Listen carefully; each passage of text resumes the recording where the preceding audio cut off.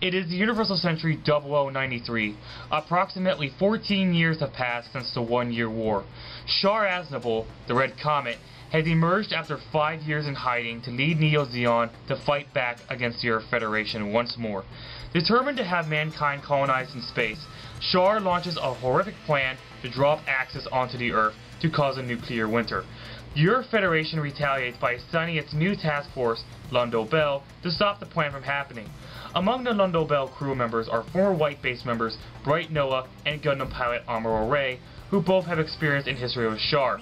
With very little time to stop Axis from crashing into Earth, Amuro must face off against Char once again for the final time to decide the fate for mankind. To start off, in order to fully understand the story behind Char and Amuro's rivalry, it's highly recommended that you watch the first series or Zeta Gundam first before going into this movie. You don't need to watch Double Zeta since Char and Amuro do not show up in that particular series, but it does show a sneak peek of things to come. Since this is a movie and not a full-fledged anime series, the story will move at a pretty fast pace, but it's not neck-breaking like F91 was. Char's Counterattack marks the end of the tale for the original cast from the first Gundam series. However, there are some things that disappointed me about it. Since Char and Amuro's rivalry was the main focal point of the movie, most of the other casts from throughout the original story are nowhere to be found. I wish there were cameos of characters like Kai, Frau, Camille, Sayla, Judo, to make the experience feel more complete. The reason I'm not complaining much about not having more of the original cast get involved in this movie is because the build-up to Char and Amuro's rivalry was so well done, and was definitely one of the biggest payoffs I've seen. These two have come a long way since the One-Year War, and they truly come full circle in this film. Amuro Ray, who was just an angsty teenager on Side 7, is now an Earth Federation veteran with a lot of experience and maturity. Char was once a top soldier for Zeon with a personal goal. Now he is the leader of Neo Zeon and in total control. The rivalry and the conversations between the two also feel very genuine and in-depth, as if Amuro and Char know exactly what they talk and bicker about. Char's goals may come off as twisted and insane, but his reasoning seems to make sense, and Amuro's ideals also make just as much sense as Char's. Thus we become torn apart on who to cheer for, since we want to see them both come out on top. It makes for some really engaging storytelling. Of course, there are new characters introduced in this movie. While we don't know much about them, they do make certain impacts in the story, and we at least get the gist of who they are and what they do.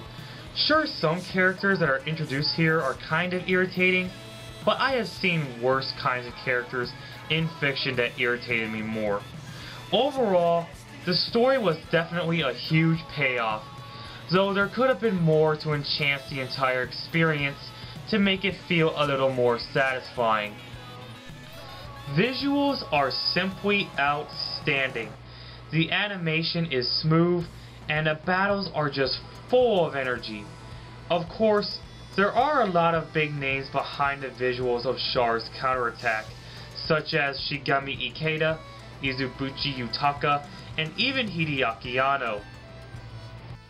This was the first Gundam production to use CGI, which was used for the colony scenes, and while CGI was in its infancy, it managed to look pretty good here. The mobile suits here are similar in design to those used in the One-Year War, but more advanced and updated. The new Gundam is an awesome mobile suit that definitely proves that it isn't just for show, and the Sazabeam truly embodies everything that makes Char the Red Comet.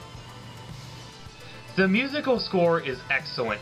The ending theme, Beyond the Time, is easily one of the most iconic songs in all of Gundam and anime, and makes for a fitting song for this film. Of course, the Seiyu cast from the original series and Zeta reprise their roles to do an excellent job. They are of course joined in by new faces. Nozomu Sasaki voices Hathaway. Most may know him as the voice of Yusuke from Yu Yu Hakusho, and of course, Tetsuo Shima from Akira. Genye is voiced by Koichi Yamadera, who would go on to voice Spike Spiegel from Cowboy Bebop. The English cast all reprised their roles as well, with Brad Swale voicing Amuro and Michael Kopsa voicing Char. Like the Japanese cast, the English version also has familiar faces. Genye is voiced by Kirby Morrow, the voice of Troa from Gundam Wing, as well as Vaughn from Escaflowne. Jocelyn Lowen is easily my least favorite performance in this film. I despise her role as Quest because she was so fucking annoying. Despite that little blunder though, I think the movie is enjoyable in both languages. While it may not be perfect, Char's Counterattack does have everything great we would expect in Gundam. Great character build-up, a battle of ideologies put to the test, amazing visuals, awesome music, and a fantastic finish to one of the best rivalries in all of anime. Had the experience been more complete, it would be perfect. Again, it's highly recommended to watch the first series or Zeta Gundam first before jumping into this movie, which does kinda suck, but for what it is, it's still quite an experience for a Gundam fan. Final score, 9 out of 10.